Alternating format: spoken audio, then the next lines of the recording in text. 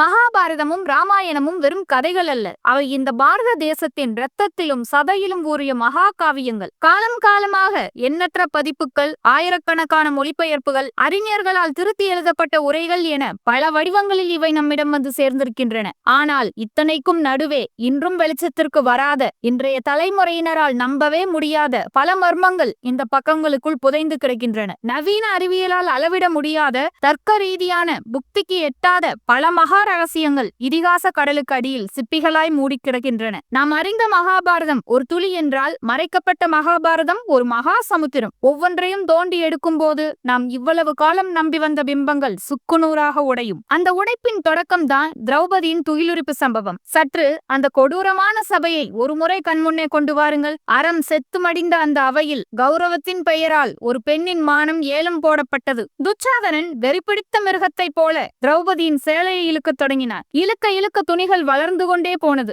துச்சாதனன் தோற்று போய் மலை போல குவிந்திருந்த துணிகளுக்கு நடுவே மயங்கி விழுந்தான். யார் தடுத்தது? ஒரு நொடியில் மாதவா, கோவிந்தா என்று திரௌபதி தன் மானம் காக்க அலறிய போது துவாரகையில் இருந்த கண்ணன் ஓடி வந்து ஆடை கொடுத்தான் என்றுதானே நாம் கதை கேட்டு வளர்ந்தோம். ஆனால் இதிகாசத்தின் ஆழமான வரிகள் வேறு ஒரு திடுக்கிடும் உண்மையை உறக்கச் சொல்கின்றன. அங்கே அவளின் துணையாக நின்றது வெறும் மாயக்கண்ணனின் மாயாஜாலம் மட்டுமல்ல. அங்கே கவசமாக நின்றது திரௌபதி தானே அறுவடை செய்த அவளின் சொந்த கர்மா என்று சிவபுராணம் எடுத்துச் சொல்கிறது. அந்த துரதிருஷ்டசாலி பெண் செய்த ஒரு மகா புண்ணியம் அவளை ஒரு பேராபத்திலிருந்து கவசமாக பாதுகாத்தது. மறைந்தது கண்ணன் மாயையில் இல்லை, அது நீண்டது அவளின் புண்ணிய எல்லையில். விதி யாரையும் விடுவதில்லை, ஆனால் அந்த விதியையே மாற்றியமைக்கும் வல்லமை ஒருவன் செய்யும் தர்மத்திற்கு உண்டு. திரௌபதி செய்த ஒரு சிறு தர்மம் அவளை சபையில் நிர்வாணமாவதிலிருந்து தடுத்தது என்றால் உங்களால் நம்ப முடிகிறதா? கடவுள் என்பவன் ஒரு சாட்சி மட்டுமே, ஆனால் உன் கர்மமே உனக்கான தீர்ப்பை எழுதும் எழுதுகோள். கிருஷ்ணர் ஏன் உடனடியாக வரவில்லை?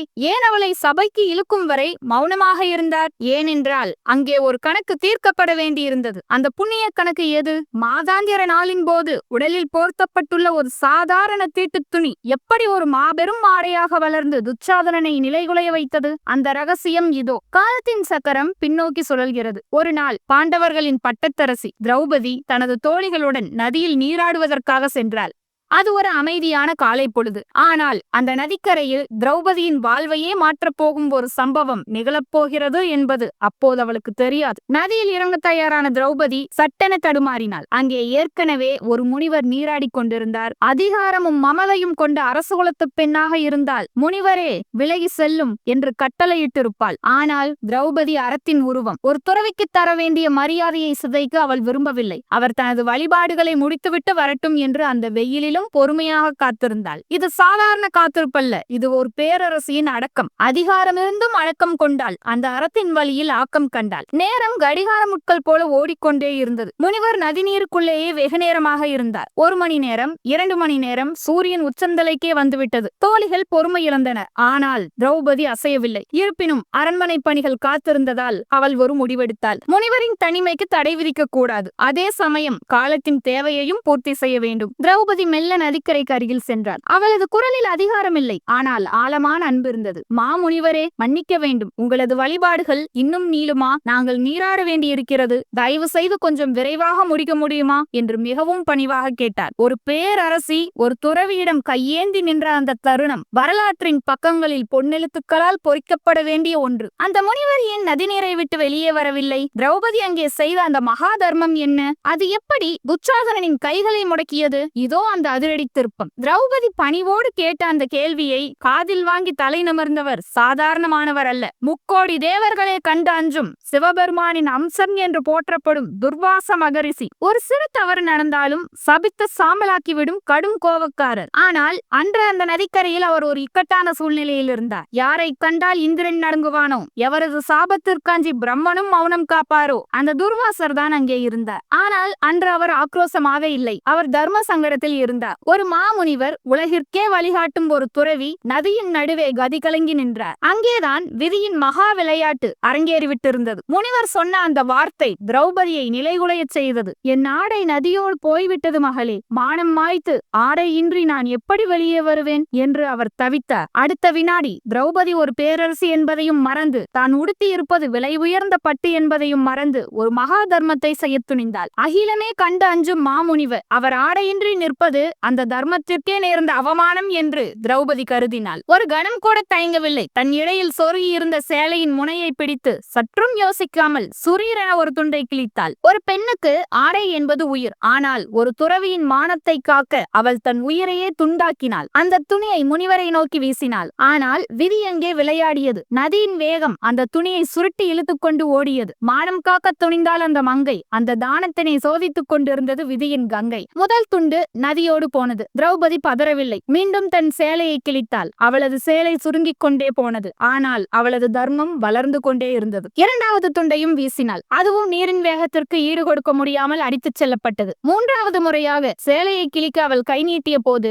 சற்றே சிந்தனை செய்து பாருங்கள். தன் மானத்தை காக்க ஒரு பெண் நிச்சயம் போராடுவாள். ஆனால் பிறர் மானத்தை காக்க தன் ஆடையையே அழித்துக் கொள்ளும் இந்த பேரன்பு உலக வரலாற்றில் எங்கும் இல்லாதது. மூன்றாவது முறையாக அவள் சேலையை கிழிக்க முயன்ற போது அந்த முனிவர் கோபம் கொண்டு கர்ஜித்தார். வேண்டாம் மகளே, நிறுத்து என்று அவரது குரல் நதிக்கரையே அதிரச் செய்தது. நீ இப்படி கிழித்துக் கொண்டே இருந்தால் கடைசியில் நீயே உடையின்றி போகும் நிலை ஏற்படும். எனக்கு உதவ உனக்கு ஏன் இத்துணை பிடிவாதம்? பிடிவாதத்தால் உன் மதியினை மறவாதே. உன்னுடன் வந்திருக்கும் தோழிகளிடம் உதவி கேட்கலாமே என்று அவர் கேட்டார். தோழிகளிடம் உதவி கேட்கலாமே என்ற முனிவரிடம் அவள் அனல் தரிக்கும் உண்மையை அவரே உறைந்து போகும் அளவிற்கு உறக்க உரைத்தாள். மன்னிக்க வேண்டும் முனிவரே, எனது தோழிகள் உங்கள் நிலையை தர்ம சங்கடம் என்று உணராமல் ஏளனமாக சிரித்துக் கொண்டிருக்கிறார்கள். பிறரின் துயரை கண்டு எள்ளி நகைத்து பூரிப்பவர்களிடம் யாதொரு உதவியையும் என்றும் கோருவது என்பது அறமாகாது என்றாள். கேலி செய்பவன் கையில் தர்மம் இருக்காது. அடுத்தவன் அவமானப்படுவதை பார்த்து ரசிப்பவர்களிடம் உதவி கேட்பது அந்த உதவிக்கே இழுக்கு என்று திரௌபதி எடுத்துரைத்ததில் ஒரு பேரரசியின் கம்பீரமும் ஒரு பக்தையின் தெளிவும் அந்த பதிலில் மின்னியது. அந்த வார்த்தைகளை கேட்ட மாத்திரத்தில் சிரித்துக் கொண்டிருந்த தோழிகள் இடி தாக்கிய நாகம் போல சுருண்டார்கள். அவர்களது சிரிப்பு சட்டென நின்றது. அவமானம் அவர்களை சூழ்ந்தது. திரௌபதி காட்டியது வெறும் தர்மம் அல்ல, அது தர்மத்தின் மீதான பெருமிதம். தோழிகளின் மௌனத்திற்கு நடுவே திரௌபதி சற்றும் தயங்காமல் மூன்றாவது முறையாக தன் சேலையை கிழித்தாள். முதல் 2 துண்டுகளை நதி திருடி கொண்டது. ஆனால் மூன்றாவது துண்டை அவளது வைராக்கியம் அழகாய் சுமந்து சென்றது. அவள் வீசிய அந்த துண்டு குறித்தப்பாமல் முனிவரின் கரங்களை சென்றடைந்தது.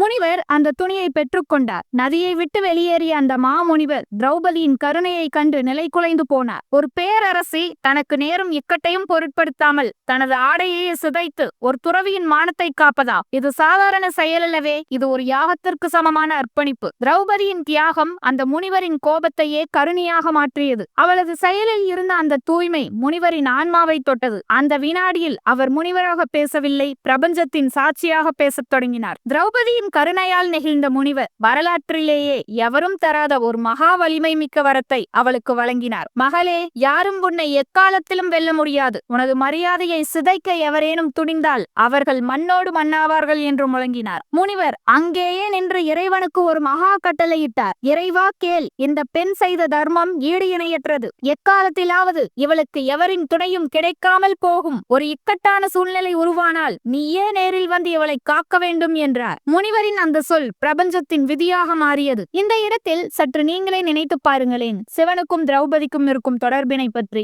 முன் ஜென்மத்தில் தன் தவத்தால் ஈசனை மகிழ்வித்து 5 கணவர்கள் வேண்டும் என்று திரௌபதியே நேரடியாக வரம் பெற்று இந்த பிறவியில் பாஞ்சாலியாக பிறந்தும் விட்டாள். இந்த பிறவியிலும் ஈசனின் அம்சமாக பிறந்த துர்வாச முனிவரை தன் தர்மத்தால் மகிழ்வித்து இப்படி ஒரு வரத்தையும் வாங்கியிருக்கிறாள். இது அல்லவோ அற்புதம். 3ஆம் சேலை துண்டு முதுகெலும்பாய் நின்றது. அவள் அன்பின் ஆற்றல் அண்டத்தையும் வென்றது. கிருஷ்ணர் திரௌபதியை காப்பாற்றியது வெறும் நட்பினால் மட்டுமல்ல, ஈசனின் உருவமான துர்வாசர் இட்ட அந்த கட்டளையால் தான். துச்சாதனன் அன்று இழுத்த துணி வளர்ந்ததற்கு காரணம் அன்று திரௌபதி அந்த முனிவருக்காக தன் சேலையை துணிந்து கிழித்ததுதான். காலம் உருண்டோடியது. நதிக்கரையில் நடந்த அந்த சம்பவம் மறைந்து போனது. ஆனால் கர்மா எதையும் மறப்பதில்லை. அதே திரௌபதி இப்போது கௌரவர்களின் சபையில் தனித்து நின்றாள். வரம் வாங்கி தான் கொண்ட கணவர்கள் தலை குனிந்து நிற்க விட்டுக் கொடுத்து குலம் செழிக்க பாடுபட்ட பீஷ்மரும் கற்றுக் கொடுத்து குருவான துரோணரும் மௌனமாக இருக்க, தீரா பசியில் இருந்த போது தனக்கென்று சிக்கிய இறையினை ரசித்து புசிக்க வரும் நச்சுப்பாம்பினை போல அந்த துச்சாதனன் அவளை நெருங்கினான். திரௌபதிக்கு உதவ